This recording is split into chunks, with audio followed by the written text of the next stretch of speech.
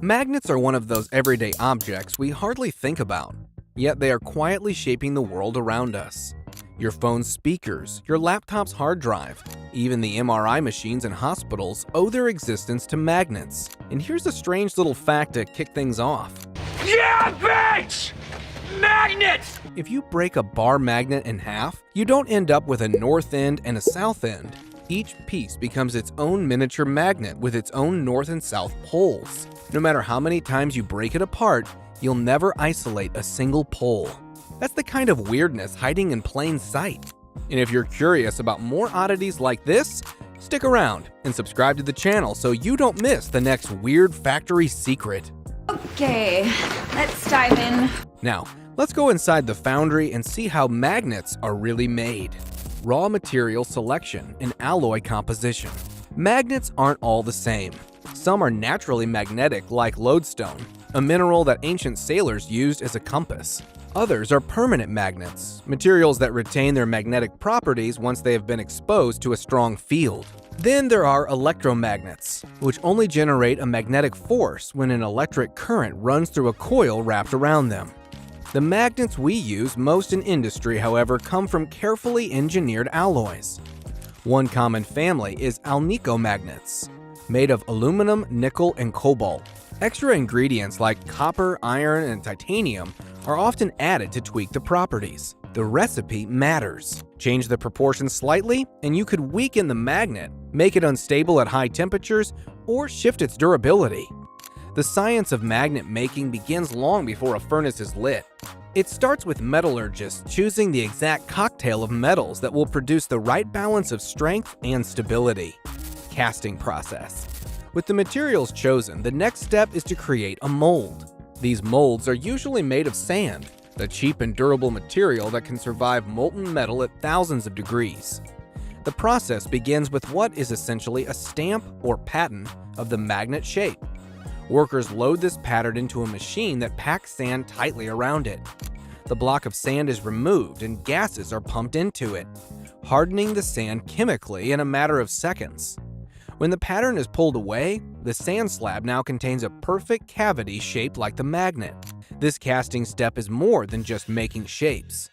The mold sets the basic geometry of the magnet and creates the foundation for every stage that follows, from heat treatment to machining.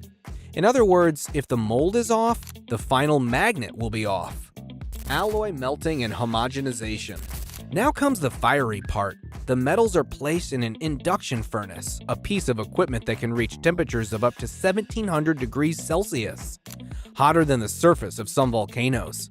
Unlike traditional furnaces, an induction furnace uses electromagnetic fields to generate heat directly inside the metals. The coil surrounding the crucible produces alternating currents that agitate the atoms until the metals liquefy into a glowing molten soup.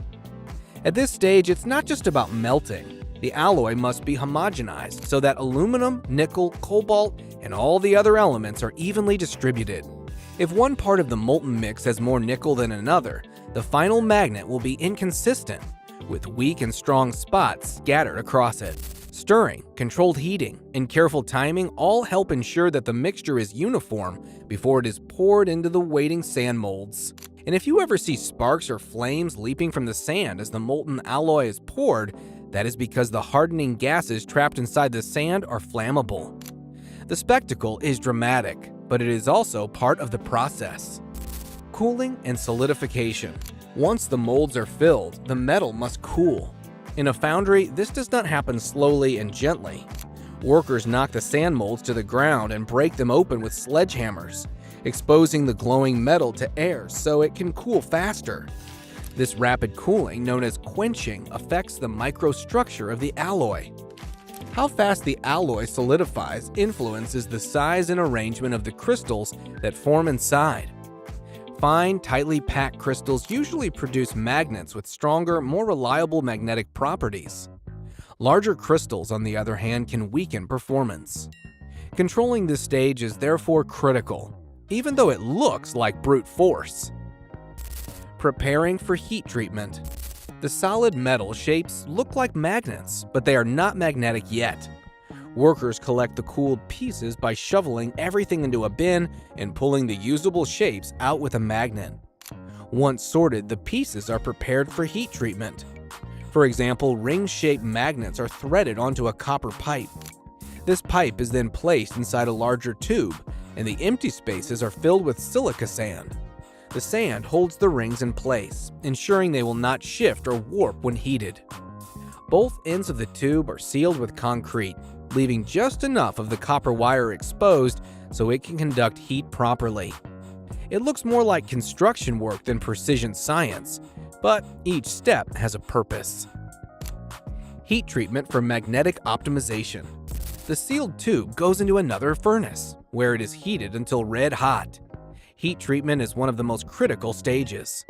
By controlling the temperature and the rate of heating and cooling, meteorologists can adjust the microstructure of the alloy, boosting properties like coercivity and remanence.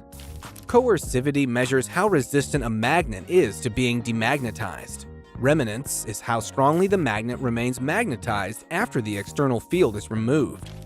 Both are essential for creating a permanent magnet that will not lose its strength in normal use. Without heat treatment, the magnet would be weak and unstable, unfit for practical applications. Orienting the magnetic fields. After heat treatment, the metal pieces still need their internal domains aligned. Imagine billions of tiny magnetic arrows inside each piece, all pointing in random directions. To turn them into a real magnet, they must all face the same way. To achieve this, the rings are exposed to a controlled magnetic field. The copper pipe full of rings is slid inside a large solenoid coil. When current flows through the coil, it generates a strong magnetic field that penetrates the rings. This does not fully magnetize them, but it orients their internal domains, lining them up so that when the final magnetization step comes, they will all lock into place.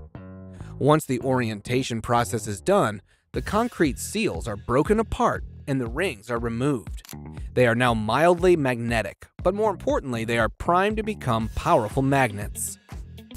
Machining and grinding. Magnets are not always cast in the exact shape needed. To fit into motors, sensors, or other devices, they often require precision shaping. Machining and grinding are used to shape off excess material and bring the magnets to exact dimensions. This stage requires careful handling because the material can be brittle. Cutting too aggressively could snap a piece in half. Diamond-coated tools and coolant fluids are often used to prevent cracks and overheating. Final magnetization.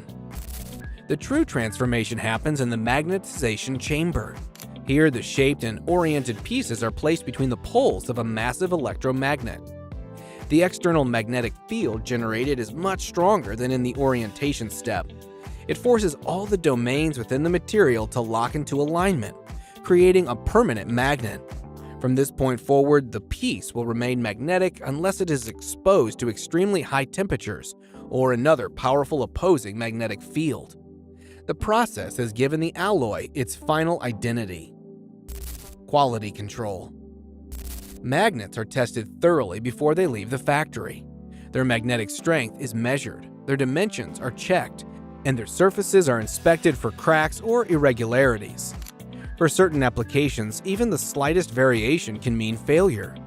In something like an MRI machine, an underperforming magnet is not just inefficient, it could be dangerous. Quality control ensures that only magnets meeting strict standards make it into the products we use. The future of magnets. Magnets are not stuck in the past. Researchers are working on new alloys that are stronger, more heat-resistant, and less dependent on rare earth elements like neodymium, which can be expensive and environmentally costly to mine. Meanwhile, applications are getting more ambitious. In countries like Japan and China, powerful electromagnets are already being used to float maglev trains above their tracks. Without wheels touching rails, these trains eliminate friction almost entirely and can reach speeds over 310 miles per hour. They glide so smoothly that passengers barely feel vibration. With fewer moving parts to wear down, they also break down less often, making them both futuristic and practical. Magnets are also central to renewable energy. Wind turbines, for instance, use giant permanent magnets in their generators to convert motion into electricity. As the world moves towards cleaner energy, the demand for stronger and more efficient magnets will only grow. So the next time you casually stick a note to your fridge, remember that the same principles are powering some of the most advanced machines humanity has ever built.